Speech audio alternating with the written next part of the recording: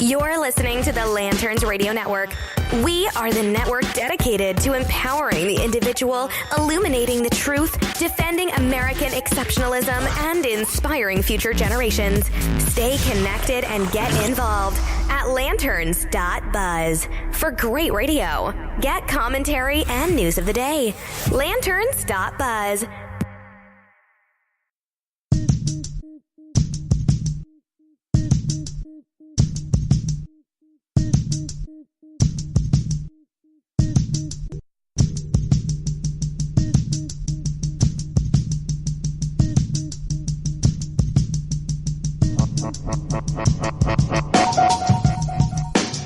Good afternoon, everybody. You're listening to the Holonet Podcast here on the Lanterns Media Network. We are on Facebook Live, and today we have a whole lot to go through. It is Sunday, May the 13th, in the year of our Lord 2018, and we're asking the tough question that has to be asked, even in the wake of the destruction of Venezuela and the collapse of the Maduro regime. Why are millennials so in love with socialism, when everything historically tells us that it is an inherently flawed system? And I think I have the answer, but I definitely have a potential cause. In addition to that, Israel versus Iran, now it's personal. And just asking everybody out there, did you call your mom? Because you're supposed to call your mom today. All that and more, here on the Holonet Podcast, here on the Lanterns Media Network. Stick around.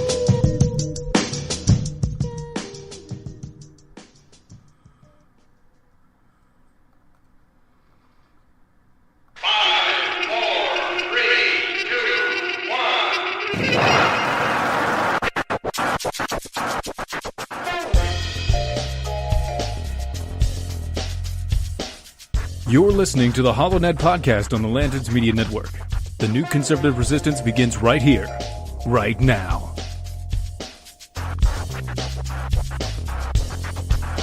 I will build a great, great wall on our southern border, and I will have Mexico pay for that wall.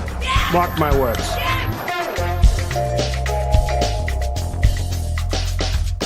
The American people are frustrated because their elected officials don't listen. When we're home on the campaign trail, we say we listen. And yet something about this Senate floor, something about Washington, D.C., I don't know if it's the water, something in the air, the cherry blossom, but people get here and they stop listening to the American people. What we witnessed here today in the Security Council is an insult. It won't be forgotten.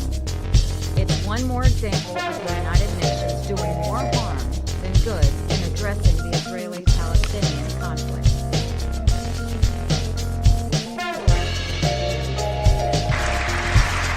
My duty, and the sacred duty of every elected official in this chamber, is to defend Americans, to protect their safety, their families, their communities, and their right to the American dream. Because Americans are dreamers too.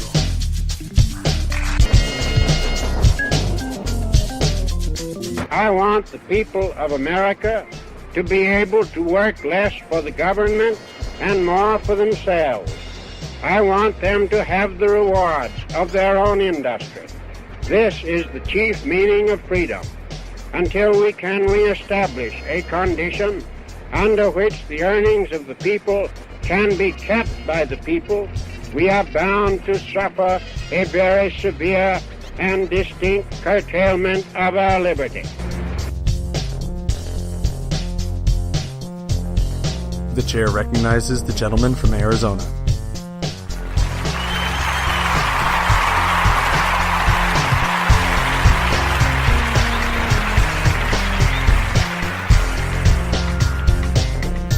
Thank you, everyone. Thank you. Senators, members of Congress, Mr. Speaker, and Mr. President. You had one damn job. Seriously. Incoming transmission. Allied reinforcements have arrived from the west.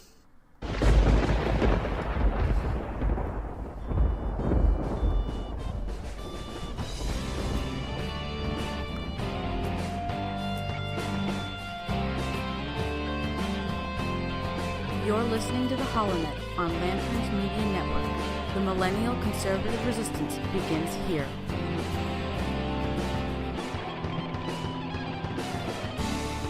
Yes, indeed, that's right. The new conservative resistance does indeed begin right here, right now, with you. You are listening to the HoloNet podcast on the Lanterns Media Network.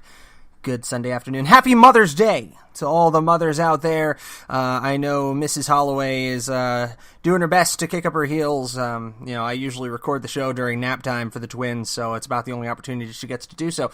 But happy Mother's Day to my mom, mother-in-law, my dear wife, all the other mothers that are out there, and especially some of the mothers that are real mothers, if you know what I mean. Now, we have so very, very much to get through and not a lot of time to do it, so we're just going to dive right in. The big question that I kind of racked my brain with before today's show is, why in the world do millennials seem to love socialism? I mean, Bernie Sanders, by all accounts, is the least cool candidate in recorded human history. I don't think you could come across as less smooth. But why was he such a force to be reckoned with? I mean, the Democratic Party, it's now coming out through the testimony of Donna Brazile and through the lawsuits that have been pressed against the DNC that the Hillary campaign literally had to use the DNC as a clearinghouse for their funds, violating several major campaign finance laws in order to do it, sending money out to the state parties and having them funnel that money back in directly to Hillary for America. And mind you, this was before the Democratic primaries even kicked off. This was happening. The DNC was bought and owned by the Hillary campaign before she was even the nominee. That's what it took to crush the Bernie Sanders wave, to put down the Bernie bros, and stop a socialist revolution from seizing this country. But why is the question? Why? And I was racking my brains, and I thought back to, how did I learn about socialism? Unlike everybody my age, I was the kid who, in September, because where I live, school started in September, I got the history book. And I would read the entire history book cover to cover and then just coast for the whole year. I have been a big history buff my whole life. I love history because it is the story of us. It is the story of mankind. His story, which everybody's going to jump on and go, oh, the misogyny, the patriarchy. You know what? I didn't invent the language on that. That's what history is. It's his story. So we look to the New York Times today. In the New York Times, yes, I'm running as a socialist. Why candidates are embracing the label in 2018 by Farrah Stockman. This is a story from April 20th, but still quite relevant, and it really went unremarked.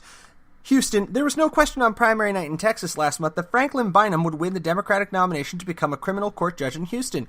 The 34-year-old defense attorney had no challengers, but for his supporters who packed into a Mexican restaurant that evening, there was something impressive to celebrate.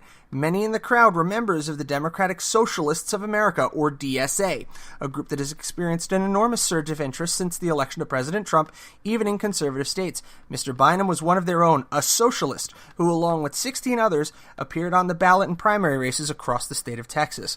Yes, I'm running as a socialist, Mr. Bynum said. I am a far-left candidate. What I'm trying to do is be a Democrat who actually stands for something and tells people, here's how we're going to materially improve the conditions of your life. Dear God, how dangerous is this? Now, political freedom and freedom of speech and press and expression means that you have the right to be a socialist. But do you really know what baggage you're bringing with you when you proclaim proudly, I am a socialist? Let's check in on Venezuela for the people who have currently lost 20 pounds due to what they're calling cheekily the Maduro diet. In other words, starving to death because there's nothing in the stores, because inflation has reached record-shattering levels, because they cannot increase the minimum wage fast enough to keep up with the price of a loaf of bread. It's Weimar Germany 1930s all over again.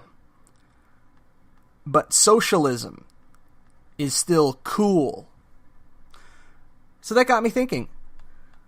This had to be ingrained in us from a young age. And I want to show you a quick video. And I'm using the new visual format that I've started using on the show, and it allows me to show off my handsome Phoebus. I went ahead and shaved for you just so I could look handsome today. And also allows you to see what I'm looking at on the screen here. So we're going to go ahead and pull that video up. This is from a cartoon show. Okay, it's a cartoon called Hysteria. Histeria. It aired on Warner Brothers Networks 1998 and 1999. This particular show about the Russian Revolution aired October 24th, 1998. And I remember this aired about 3 o'clock in the afternoon, played right about when I came home from school. And this is very likely how many people in my generation first encountered the concept of socialism.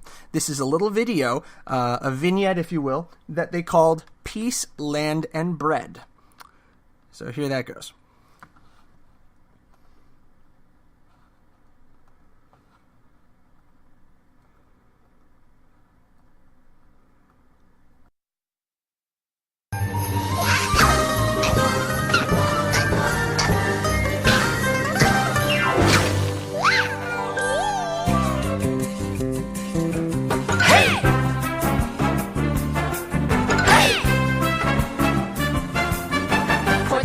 Years, mighty Russia was ruled by a guy called a Tsar. And everything was cool. But when the rich people started eating all of the food, we peasants got upset and we started to brood. All we want is peace, land, and bread. Everybody sing! Peace, land, and bread. A little louder now! I just want to interrupt. I don't know what's scarier, the song itself and how bloody catchy it is, or the, like, friendly, amiable cartoon version of Lenin. We banded together, the people all said, peace, land, and bread. Hey, how would you like it if you had to wait in line an hour for a potato? Yeah, and it's another line for butter and sour cream. That's when Vladimir Lenin arrived on the scene. He said, exploiting the poor is really, really mean. With his buddy Trotsky, they started a plot scheme to overthrow the Tsar. Go ahead, Trotsky. My career is Shotsky. All we want is peace, land, and bread. Everybody out! Peace, land, and bread. A little louder now. It's tough to make a sandwich using rocks instead. Peace, land, and bread. Okay, Leon, what do you say we take over government, declare victory for working class, and begin 30-year communist regime? All right. Listen, you mind if I get my potato first? Lenin's group was called the Bolsheviks. The country's problems they vowed to fix. Told the workers and the peasants they'd lead the way to a Russia where there'd be food every day. In 1917, the revolution began. The Tsar gave in and threw up his hands as Lenin removed the crown from his head. He said, oh, this'll buy a lot of peace, land, and bread. Yeah, peace. Another particularly frightening observation. Do you like how they glossed over completely the fact that the Tsar was overthrown violently and that he and his family were slaughtered after being held hostage and prisoner in very cramped and nasty conditions for a good long time? They were gunned down in a hail of machine gun bullets that took several streams of fire to kill them, according to most sources, because they had jewelry and valuables sewn into the insides of their garments that actually gave them a small level of protection against the bullets. So this was not a fast death for the Tsarina and for the children of the Tsar. I mean, the Tsar might have gotten one in between the eyes, but the family was horrifically slaughtered. And it's glazed over so sweetly in this presentation. We go on. Land and bread. Oh, everybody! Peace, land and bread. Listen to the peoples now! We're sick of war. It makes everyone dead. Peace, land and bread. Vladimir Lenin, what made you decide to finally take over Russia? Well, I decided it was time to quit Stalin. Get it? Stalin! Peace, land and bread. Oppressed people sing. Peace, land and bread. Just the ladies. I just want to feed my children and put them to bed. Peace, land and bread. The poor ruler sing. Peace, land and bread. Everybody. Peace, land and bread. Cha-cha-cha.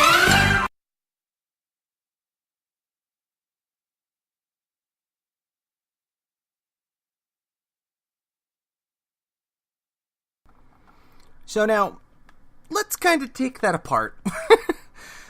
I was kind of gobsmacked by my own memory of this. That, you know, the catchy song of peace, land and bread, and it really does get in your head, doesn't it? This is how untold millions of American children were introduced to the Russian Revolution and to the concepts of socialism and subsequently communism. Notice how they depicted the food lines. You know, waiting 2 hours in line for a potato, and then another 2 hours for the butter and sour cream. Which are situations that were not solved by socialism, but were exasperated, and we're seeing in horrific relief right now in Venezuela. So, in short, socialism doesn't work. It doesn't solve for this. But we go back to the story. Rather than shy away from being called a socialist, the word conservatives have long wielded as a slur, because it is a slur. Candidates like Mr. Bynum are embracing the label. He is among dozens of DSA members running in this fall's midterms for offices across the country at nearly every level. In Hawaii, Kaniela Ng, a state representative, is running for Congress. Gail McLaughlin, former mayor of Richmond, California, is running to be the state's lieutenant governor. In Tennessee, Dennis Prater, an adjunct professor at East Tennessee State University, is running to be a county commissioner. Now think about this. Gail McLaughlin running for lieutenant governor of California. Now, given California's governor's propensity to wind up in jail from time to time, there's a realistic possibility that we could wind up with an actual socialist, avowed socialist, governor of California. My God. The KGP couldn't have dreamed this up in their wildest, fevered dreams. Now, there's a lot of reading to be done on this. American Thinker writes how millennial socialists endanger America. I read that. That's a great piece. I'll provide you the link right here in the comments section on Facebook. Check that out. Strongly recommend it. There's also another really, really solid piece. Millennials and their scary support of socialism and communism. That's on Zero Hedge. Check that out, too. This is something we need to become more aware of as a nation. That the millennial generation has bought this hook, line, and sinker. And where does it begin? It begins with the concepts of, you know, you have to make sure everybody gets, what's what I'm looking for? Gets the same prize in every contest. You have to make sure everybody's a winner. We have to be sensitive to everybody's feelings. You know, you can't have winners and losers. It's this softening of the American psyche. We're no longer rugged. And we demonize capitalism because it is a system that does not suffer fools. Capitalism, you have winners and you have losers. Socialism is different. Everyone loses. Everyone loses, except for the man or the woman on top. Speaking of the woman who tried to be on top of the socialist system, Hillary's in the news again. We'll go to a story in Breitbart on Hillary Clinton when we come back from this quick break. You're listening to the HoloNet podcast here on the Lanterns Media Network. Stick around.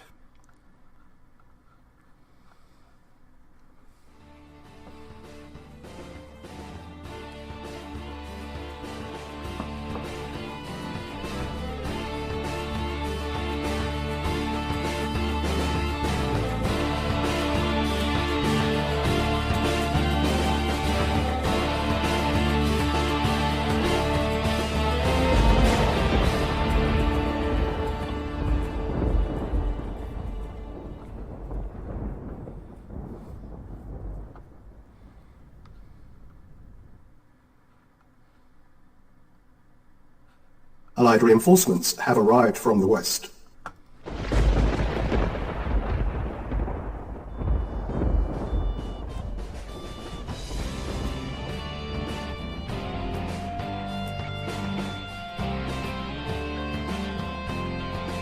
listening to the HoloNet on Lanterns Media Network. The Millennial Conservative Resistance begins here.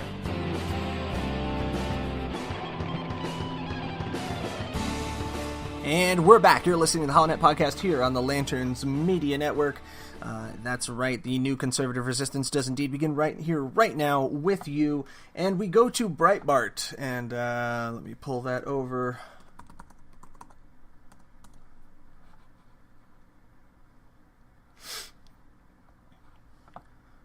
Apologies for the delay.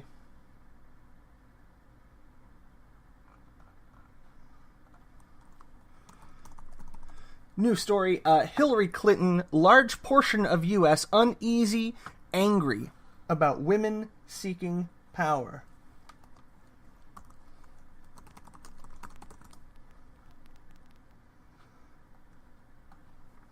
Oh, goodness. Okay, here, I'll have to get you guys the link in just a second. I don't have it to pull up here. But I've got it on my other screen, so we'll go with that.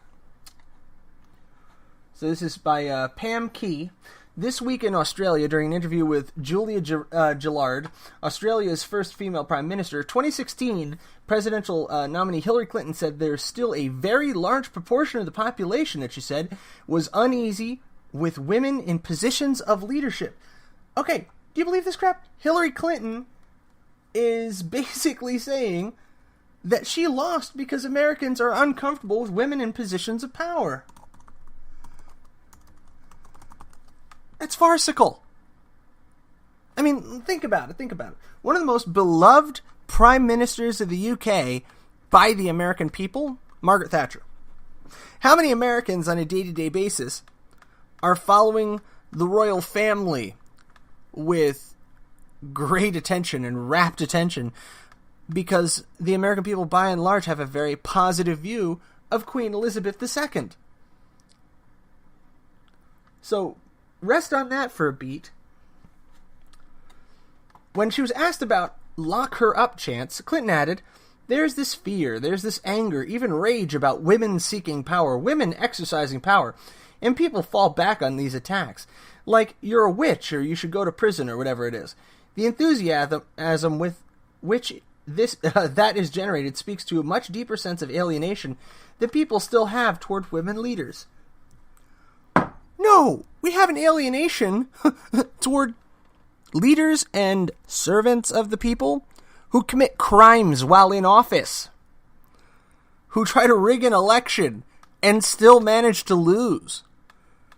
Hillary Clinton did not lose her bid for presidency because she's a woman. She lost because she was a candidate. She was horrible. Anybody who says different is fooling themselves. Abjectly.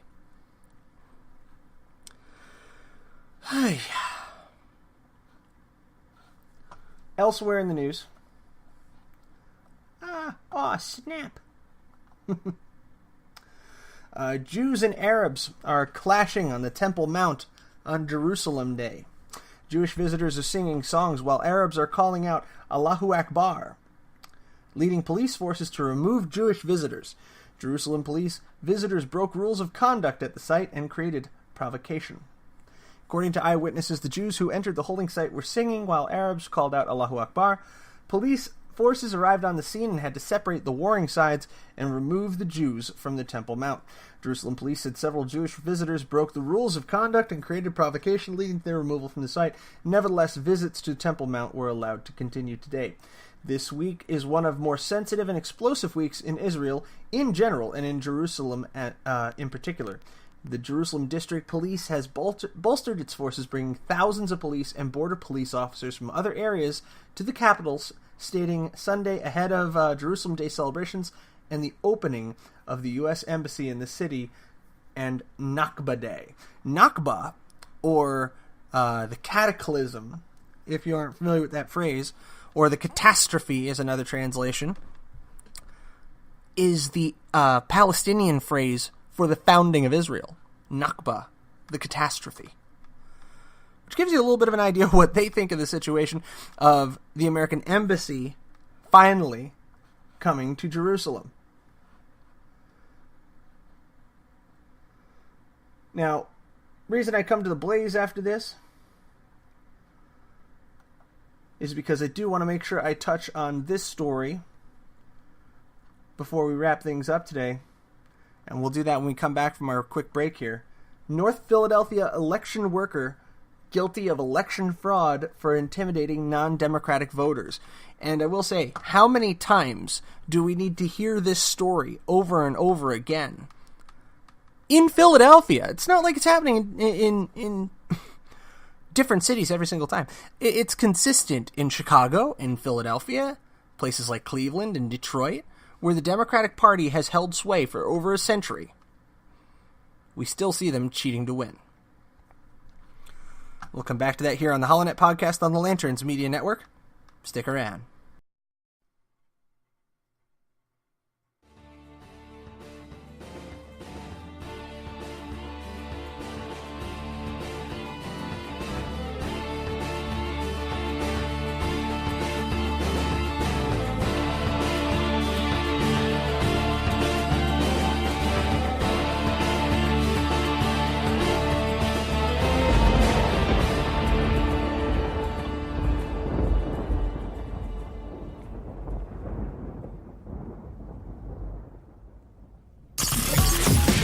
You're listening to the Lanterns Radio Network. We are the network dedicated to empowering the individual, illuminating the truth, defending American exceptionalism, and inspiring future generations. Stay connected and get involved at lanterns.buzz for great radio. Get commentary and news of the day. Lanterns.buzz.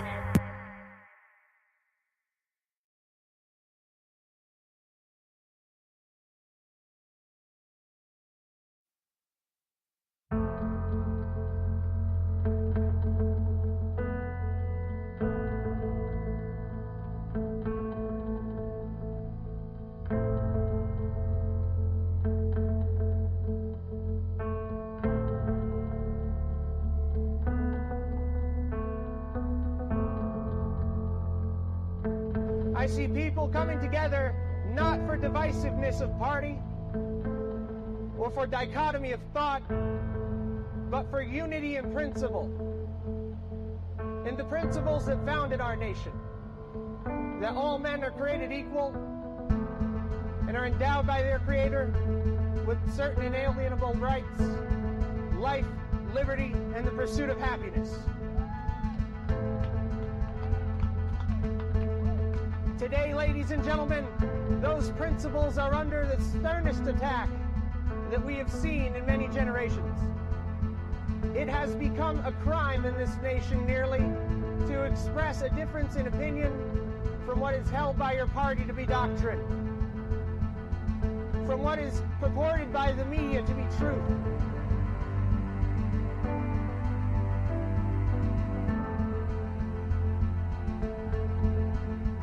We have an opportunity to reach out to our fellow Americans regardless of their creed and regardless of their political inclinations, and unite as Americans, not as Republicans or as Democrats, as liberals or conservatives, but to unite around the principles that have guided this nation so well.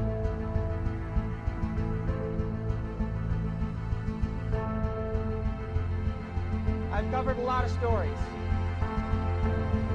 but the story that remains untold is the story of America in the 21st century, when we choose to turn back the tide against progressive socialism, when we choose to embrace the Constitution, the Declaration of Independence, and the Bill of Rights, when we remember what it is to be Americans. And that principle will not die as long as there's one man, one woman, one child who looks defiantly into the night and says, I am free.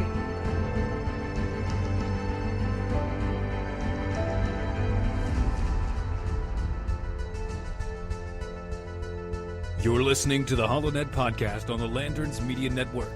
The new conservative resistance begins right here, right now.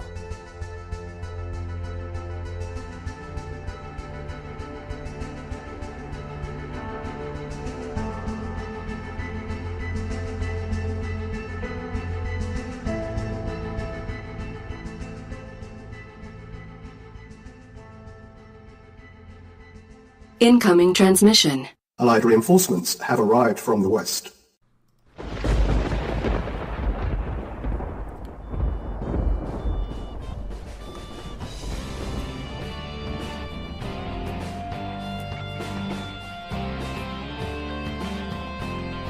You're listening to the HoloNet on Lanterns Media Network.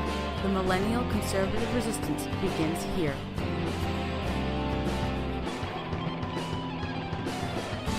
And we're back. You're listening to the HoloNet podcast here on the Lanterns Media Network. If you want to join the conversation, you can follow us on Facebook, facebook.com/HoloNet, tweet at the HoloNet, and you can, of course, see us on theholonet.com and theholonet.lanterns.buzz. You can find us on Spreaker, iTunes, TuneIn, iHeartRadio, and anywhere else where quality podcasts are located.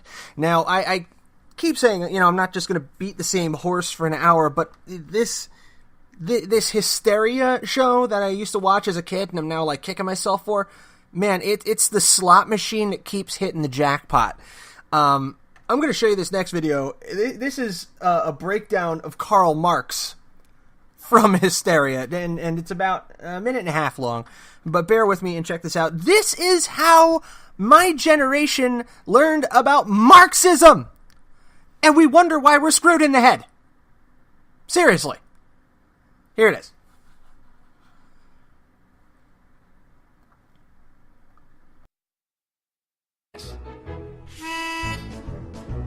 Now I propose a theory which will be rejected by the rich. Communism, they'll protest it. The middle class will no doubt just reject it. They'll protest it.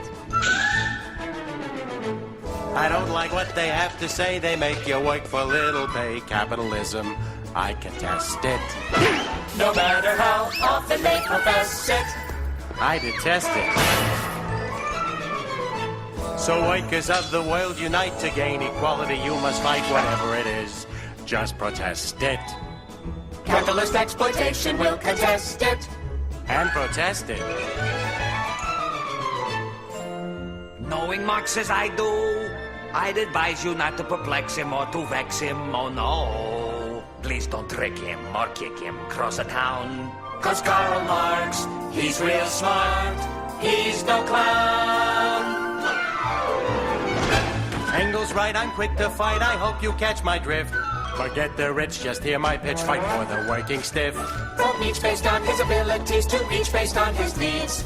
Let us sing this little riff about the working stiff. Do away with social classes, wave your handkerchief. If you want to follow Marxism, fight for the working stiff. We're for the working stiff. That's what I'm thinking. We're for the working stiff. That's what I'm saying. We're for the working stiff. You ain't just kidding. We're for the working stiff. Oh, are you listening? The working stiff.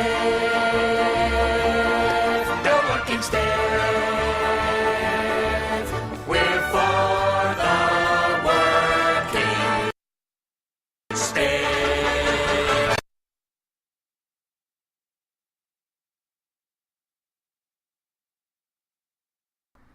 Is it starting to crystallize?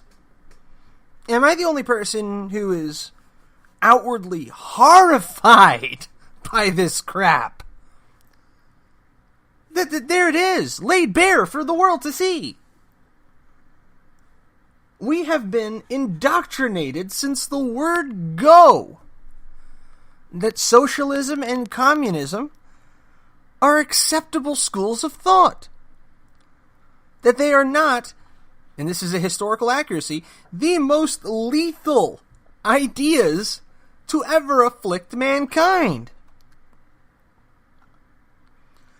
Excellent websites to check out here. Victimsofcommunism.org. Provide that in the notes as well, okay? 44% of millennials prefer socialism, but do they know what it means? This year's centennial anniversary, the Bolshevik Revolution, has caused many to reflect on communism's place in our collective memory. Throw it up on the screen for you here. Yet after the Washington Post's Elizabeth Bruning... sorry about that, that's good faith argument. Wrong story. Here we go. It has been a full century since Vladimir Lenin's Bolsheviks seized power in Petrograd and communism made its bloody debut on the world stage. Authors, activists, and politicians alike are asking the question, what has America learned from 100 years of communism? The answer, which I agree with, stepping away from the writing here, is apparently not much! Story by Marion Smith. Check it out. Marion Smith saying, when the victims of the Communism Memorial Foundation published our inaugural survey on American attitudes towards socialism and communism last year, the results revealed some disturbing trends in American society. We discovered a rampant amnesia about the crimes of the communist regimes and a growing inclination among younger Americans toward favorable views of communism and socialism.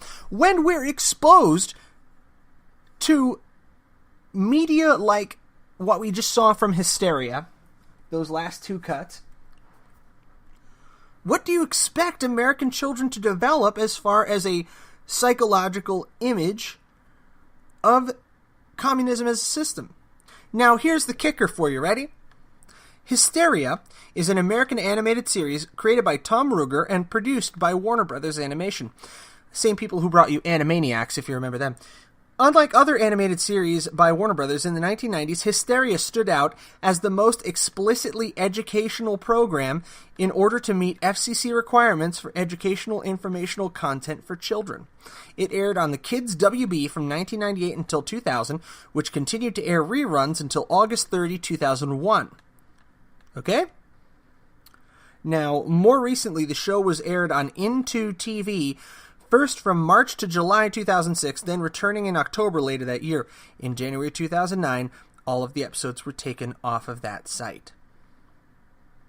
So, this is a show that had almost a decade of tread on the tire, 52 episodes, and, you know, I've rewatched quite a few of them. A lot of them aren't bad.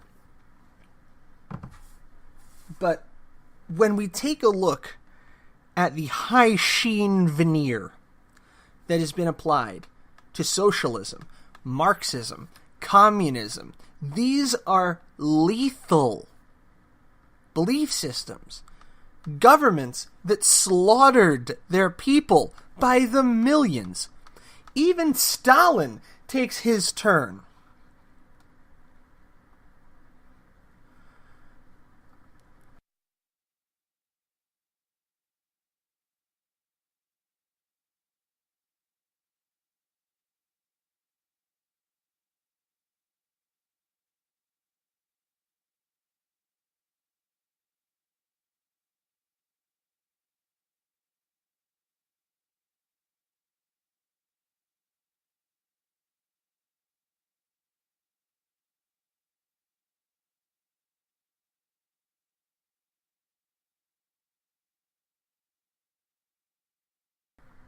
Sorry guys, little technical difficulties here. Might not be able to get you that Stalin cut. Here it comes. 44 in the Soviet Union, it's Joseph Stalin! Greetings. You know, life of brutal dictator isn't always sunshine and lollipopski. Sometimes it's lonely job. But when I'm feeling cranky and a little blue, I sit around and consider the many things which make me happy. Creating Now, I just want to point out that this is one of the first times that I actually see the Soviet Union and communism in Russia at that time being cast in a bit of a negative light and being actually treated with a little bit of satirical comedy. So, bit reassuring, but still very cutesy, or cutesky, for a guy who slaughtered people in the millions. Let's go on. With government purges, acting out all of his monstrous urges. Big brother plots that would make Orwell blush. These are the things that sure give me a rush. Spying on Lenin and murdering Trotsky. Vexing the West with his communist plotsky. Turning your dreams into scary nightmares. That is the way I forget all my cares. When the Germans head for Moscow and the weather's vile, I simply look on as they all freeze to death, and that really makes me smile. feasting like island while serfs live on rations, covering dozens of satellite nations. Starting my own personality cult. Doing away with those who might revolt. Sending your critics to rot in Siberia. That's how you get populations to fear ya. Building a wall down the streets of Berlin. This kind of thing makes me flash quite a grin. If the people call for freedom or democracy, I'll simply bump off everybody until there's nobody left but me.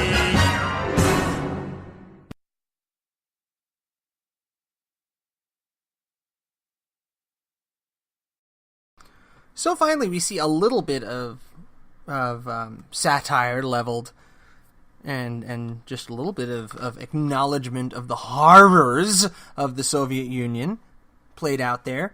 But my God, is it a long time coming? It takes them a while to get there, doesn't it? And even still, it's a very, very cutesy, very, very approachable analysis of Stalin that causes people to look on and go, oh, well, maybe it wasn't that bad. Maybe if Stalin had just been a better leader, or, you know, if they had done things differently. And it leads to something the Federalist describes as the good faith argument about socialism. And David Harsanyi actually penned a story back in March 13th. It said, a good faith argument about socialism doesn't start by dismissing its history. If you discount catastrophe, starvation, shallow graves, mass murder, and widespread poverty, then yes, there's probably a case to be made for socialism. Socialism is perhaps the only ideology that Americans are asked to judge solely based on its successes. Except there are none.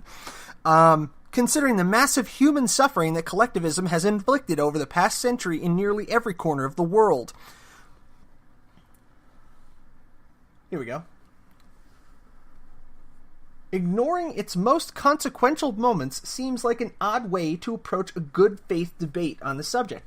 Yet after the Washington Post's Elizabeth Brunig penned a column imploring narrow-minded Western-style capitalist dead-enders to give socialism a spin, she was unhappy with the reaction. Too many critics were pointing to the moral and economic cost of instituting collectivist policies. In a new piece, Brunig implores critics to make a good faith case when considering socialist remedies for the ongoing failures in the American experiment. What she meant, and what everyone should have known, was that she was referring to the non-threatening Nordic iteration of socialism. This is exceptionally convenient framing of the debate, one that's been used by fans of Scandinavian welfare states for decades. It's tantamount to asking Americans to consider adding a little theocratic monarchy to their liberal democracy because the economies of Oman and Abu Dhabi are doing so well. You want to check out the rest of that article? That's on thefederalist.com. Strongly recommend you do. Again, putting it down here in the notes. These are the conversations that we need to have. There is no, I will say it again, there is no good faith argument to be had about socialism. There is not a single case where socialism or socialist collectivist policies have yielded fruit or benefit to a civilization.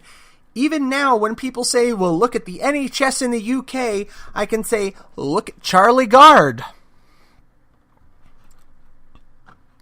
If you go to the page lanterns.buzz, story's still up, even today, of little Alfie Evans. So, you want to tell me again how there are other nations that make good faith attempts at socialism and communism? Such a thing does not exist. You know, I'll go ahead and toss out a one does not simply meme at you. One does not simply dismiss the millions upon millions of corpses created in the name of socialism, Marxism, and communism. You can't dismiss the millions that died in the Gulag Archipelago. You can't dismiss the fact that Chinese advancement was done at a horrific human cost in the Great Leap Forward. You can't ignore Pol Pot. You can't ignore the oppression of the Cuban people.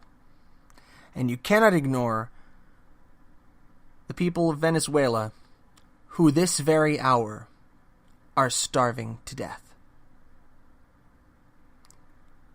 So I urge my fellow millennials, break free. Wake up. Because this high-gloss, cartoon version of socialism and communism that we have been shilled since we were children is nothing more than any other cartoon. A fantasy. A fiction. A way to make history, our story, a little less ugly. The problem is, if you don't acknowledge the ugliness of history, you can't learn from it, and you are thus doomed to repeat it. So why do millennials seem to love socialism so much? Because socialism means that you don't have to take individual responsibility anymore. Salon wrote in March 2018, "Some millennials aren't saving for their retirement because they don't think capitalism will exist by then. Given poor economic prospects, many millennials can't save anyway, but hope for the future is social change." CNN reported last week 66% of millennials aged 21 to 32 have nothing in savings for retirement. And while their writer chalks this up to inequality, to student loans, to stagnant wages and high unemployment, there may be a deeper cause. Many millennials honestly don't see a future for our economic system. Speak for yourselves. This guy has 2 thumbs and money saved for retirement. Not much. Hell, the way inflation's going, it's probably going to be worth like 1 meal at a Hardee's by the time I retire. But it is personal responsibility. It is my personal responsibility to ensure that my wife and I are prepared for our retirement, that my children are well prepared for their adulthood, that we've squirreled away money for school for them, that they're well taken care of. This is no one's responsibility but mine. But this is... mine and my wife's. But this is what millennials want.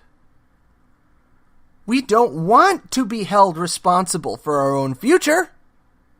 It's so much easier for it to be a problem of the collective, of the whole, of the government. I don't need to worry about saving money. Psh, I could spend $1,000 on that new iPhone. Why? Because the government's gonna have my back. I don't have to save. Think of it. That's what it boils down to at the end of the day. It boils down to just this childishness. This Peter Pan syndrome. I don't want to grow up. I want to be covered under my parents' health care into my 30s. I want to be able to go to college and screw around and get drunk and party and not have to worry about having a job, have everything paid for me, and then just default on the loan and have the government pay it off for me. Free college for all, man. I want the government to pay for my birth control. I want the government to legalize marijuana, and then I want nationalized health care so that I don't even have to pay for my own weed. This is what it comes down to. Ask not what your country can do for you. Ask what you can do for your country. Pah! No, we're done with that.